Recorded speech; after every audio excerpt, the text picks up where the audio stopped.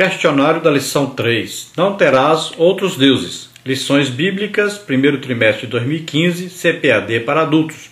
Tema: os 10 mandamentos. Valores imutáveis para uma sociedade em constante mudança. Comentários: pastor Ezequiel Soares. Complete os espaços vazios e marque com V as respostas verdadeiras e com F as falsas. Aqui nos vídeos nós trazemos já as frases completas e só as respostas corretas. Em nosso site e em outros sites você encontra as frases para serem completadas e as respostas, tanto verdadeiras como falsas. Vamos então à primeira pergunta dentro do texto áureo para completar. Ouve, Israel, o Senhor nosso Deus é o único Senhor. Agora, dentro da verdade prática, a segunda pergunta para completar. O primeiro mandamento do Decálogo é muito mais que uma apologia ao monoteísmo. Trata-se da soberania de um Deus que libertou Israel da escravidão do Egito. Agora, dentro da introdução, pergunta número 3. Qual o propósito do primeiro mandamento, além da proibição à idolatria? O propósito é levar Israel a amar e a temer a Deus e a adorar somente a Ele com sinceridade. Agora, dentro da primeira parte, a autoridade da lei. Pergunta número 4. Qual é a fórmula introdutória do Decálogo? Os 10 mandamentos estão registrados em 2 lugares na Bíblia, Êxodo 20 e Deuteronômio 5. A fórmula introdutória. Então falou Deus todas estas palavras, dizendo. Então isso aí, Êxodo 21, é característica única. Pergunta número 5. Quais as partes do concerto? Então, o prólogo dos 10 mandamentos identifica as partes do concerto do Sinai. Eu sou o Senhor teu Deus, que te tirei da terra do Egito, da casa da servidão. Estas palavras são a fonte da autoridade divina da lei e o prefácio de todo o decálogo. É o termo legal de um pacto. De um lado o próprio Deus, o autor do concerto, e do outro Israel, o povo a quem Deus escolheu dentre todas as nações.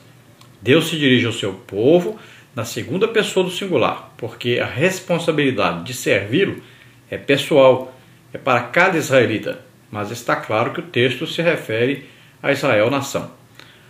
Pergunta número 6. Alguns críticos liberais, com base numa premissa falsa sobre a composição dos diversos códigos do sistema mosaico, querem sustentar a ideia de um Deus de que tipo? De um Deus tribal ou nacional na presente declaração de Êxodo 21. São teorias subjetivas que eles procuram submeter a métodos sistemáticos para dar forma acadêmica ao seu pressuposto. Mas o relato da criação em Gênesis e do dilúvio, por exemplo, fala por si só da soberania de Jeová em todo o universo como Senhor do céu e da terra, reduzindo as ideias liberais a cinzas. Pergunta número 7. Como foi cumprida a promessa da redenção feita a Abraão em Gênesis 15, 13 e 14? A segunda cláusula, que te tirei da terra do Egito, da casa da servidão, é uma explicação de como se estabeleceu o concerto. A libertação de Israel do Egito prefigura nossa redenção, pois éramos prisioneiros do pecado e Cristo nos libertou. É legítimo o senhorio de Deus sobre Israel, da mesma maneira que o Senhor Jesus Cristo tem o direito de reinar em nossa vida.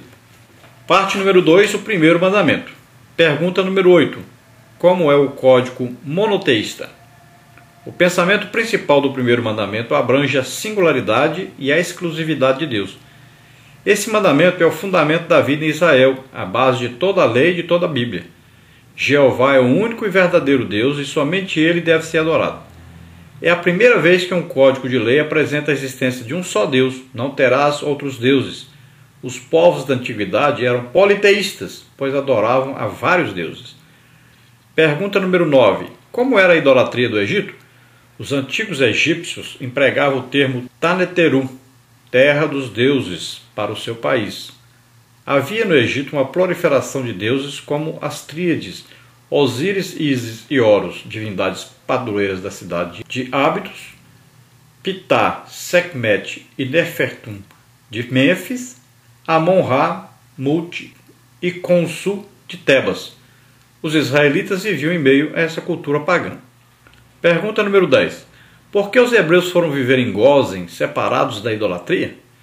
Os egípcios abominavam os pastores de ovelhas, principal atividade dos filhos de Israel. Agora o próprio Deus comunicava por meio de Moisés sua singularidade e exclusividade. Parte número 3. Exegese do primeiro mandamento. Pergunta número 11. Qual a exegese de outros deuses? As palavras hebraicas Aerim e Elohim, outros deuses, referem aos falsos deuses. O substantivo Elohim se aplica tanto ao Deus verdadeiro como aos deuses das nações. No primeiro caso, Deus verdadeiro, é usado para expressar o conceito universal da deidade, como encontramos no capítulo inteiro de Gênesis capítulo 1, pois expressa a plenitude das excelências divinas. Pergunta número 12. O que significa a expressão diante de mim? Em hebraico, alpanai é termo de significado amplo, além de mim, acima de mim, ao meu lado, oposto a mim, etc. Essa variedade de sentido pode levar alguém a pensar que o primeiro mandamento não proíbe o culto dos deuses, mas a adoração aos deuses diante de Deus. Há quem defenda tal interpretação, mas é engano, pois o propósito de Alpanai aqui é mostrar que só Jeová é Deus. Não existe nenhum Deus além do Deus de Israel. Os deuses só existem na mente dos gentios e não são reais. Os ídolos que os pagãos adoram são os próprios demônios. Pergunta número 13. O que é politeísmo? Então é a prática de adoração a mais de uma divindade.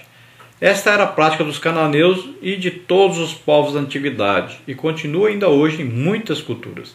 O termo vem da língua grega, reunindo polis, que é muito, e theos, que é Deus. O politeísta serve e adora vários deuses, e não o simples fato de reconhecer a existência deles.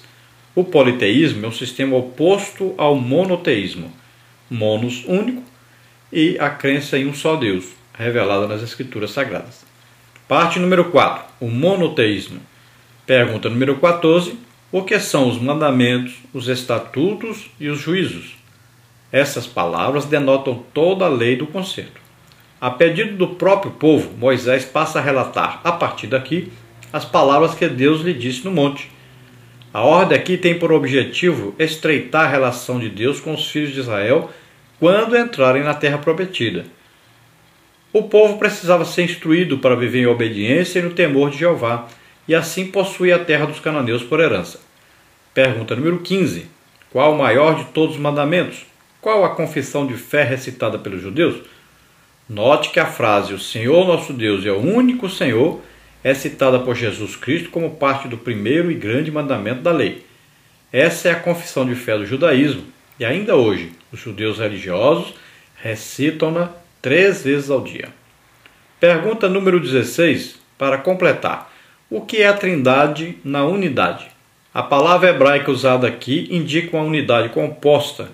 Por isso, o monoteísmo judaico-cristão não contradiz a doutrina da trindade.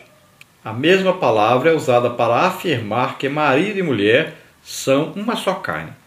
A expressão "um único Senhor" se traduz também por "o Senhor é um".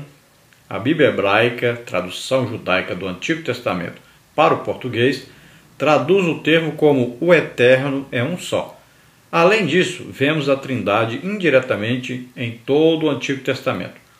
O Novo Testamento tornou explícito o que dantes estava implícito com a manifestação do Filho de Deus. Agora, conclusão, pergunta número 17, para completar. A tendência humana é se esforçar para merecer a salvação. Por isso ainda há aqueles que se ofendem com a mensagem de que a salvação é pela fé em Jesus, sem as obras da lei. O que tais pessoas querem é fazer do cristianismo um remendo de pano novo em veste velha.